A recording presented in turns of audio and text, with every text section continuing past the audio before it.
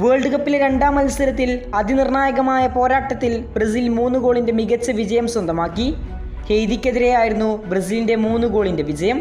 ആദ്യ മത്സരത്തിൽ മൊറോക്കോയോട് സമനില പിടിച്ച ബ്രസീലിന് ഈ മത്സരം അതിനിർണായകമായിരുന്നു.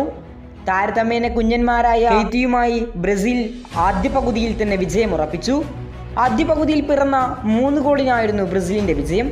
ബ്രസീലിനായി മാത്യസ് കുഞ്ഞ് ഇരട്ട ഗോളും വിനീഷ്യസ് ജൂനിയർ 1 ഗോളും നേടിയപ്പോൾ മത്സരത്തിലെ മാൻ ഓഫ് ദ മാച്ചായി വിനിയെ തന്നെയാണ് തിരഞ്ഞെടുത്തത്. 3 ഗോളിലും സൂപ്പർ താരമായ വിനീഷ്യസ് ജൂനിയറിൻ്റെ ഇൻവോൾവ്മെൻ്റ് ഉണ്ടായിരുന്നു. അതുകൊണ്ട് തന്നെയാണ് താരം മാൻ ഓഫ് ദി മാച്ച് അവാർഡിന് തിരഞ്ഞെടുക്കപ്പെട്ടതും. ബ്രസീലിൻ്റെ മത്സരം എങ്ങനെയുണ്ട്? ആദ്യ പകുതി കണ്ടവർ വണ്ടറടിച്ചു പോയ നിമിഷം. ലുക്കാസ് പക്കേറ്റയുടെയും മാത്യസ് കുഞ്ഞയുടെയും വിനീഷ്യസ് ജൂനിയറിൻ്റെയും എല്ലാം അഴിഞ്ഞാട്ടം കണ്ട ആദ്യ പകുതിയിലെ ബ്രസീലിൻ്റെ കളി കണ്ട് സ്കോർ ബോർഡ് 5ഉം 6ഉം ഒക്കെ എത്തുമെന്ന് തോന്നിച്ചെങ്കിലും രണ്ടാം പകുതിയിൽ കളി മാറി. ബ്രസീലിൻ്റെ ഈ വിജയം എങ്ങനെയുണ്ടായിരുന്നു? വമ്പന്മാർക്ക് മുന്നിൽ പിടിച്ചു നിൽക്കാനാകുമോ ഈ വിജയത്തെ പോലുള്ള വിജയങ്ങൾക്ക്? നമുക്ക് പരിശോധിക്കാം. രണ്ടാം പകുതിയിൽ ഹെയ്തിയുടെ കളിയാണ് നമുക്ക് കാണാൻ സാധിച്ചത്. ആദ്യ പകുതിയിൽ ഒരു ഓൺ ടാർഗറ്റ് ഷോട്ടും ഇല്ലാത്ത ഹെയ്തിയാകട്ടെ രണ്ടാം പകുതിയിൽ 4 ഓൺ ടാർഗറ്റ് ഷോട്ടുകളാണ് ഉതിർത്തത്. ബ്രസീൽ കോർട്ടിൽ തന്നെയായിരുന്നു മത്സരത്തിന്റെ രണ്ടാം പകുതിയിൽ ഭൂരിഭാഗം സമയവും കളി നടന്നത്. വിജയിച്ചു നിൽക്കുന്ന ടീം ഡിഫൻസിലേക്ക് മാറുന്ന സാധാരണ കാഴ്ചയാണ്.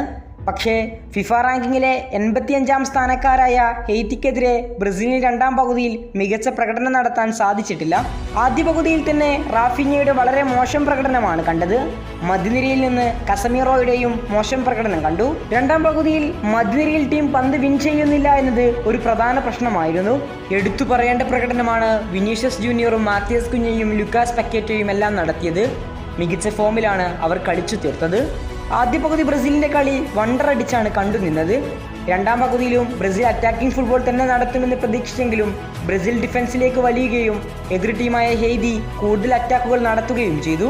ഹെയ്തിക്കെതിരെ തിരിച്ച് രണ്ടാം പകുതിയിൽ ബ്രസീൽ ആദ്യം ശ്രമിച്ചത് ഹൈബോൾ അറ്റാക്കിങ്ങിനായിരുന്നു. പക്ഷേ അതിൻ്റെ എല്ലാം മുനയൊടിയുന്നതാണ് കണ്ടത്. രണ്ടാം പകുതിയിലുള്ള കൗണ്ടർ അറ്റാക്കുകൾക്ക് മൂർച്ചയില്ലാതെ വരുന്നതും കണ്ടു.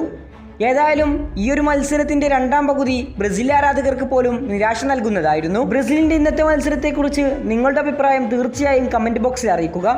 എങ്ങനെയുണ്ടായിരുന്നു ബ്രസീലിന്റെ കളി? എവിടെയൊക്കെയാണ് മാറ്റം വരുത്തേണ്ടത്? നിങ്ങളുടെ ഒപ്പീനിയൻ തീർച്ചയായും കമന്റ് ബോക്സിൽ അറിയിക്കുക. കൂടുതൽ ഫുട്ബോൾ വാർത്തകളും വിശേഷങ്ങളുമായി ഇനിയും കാണാം.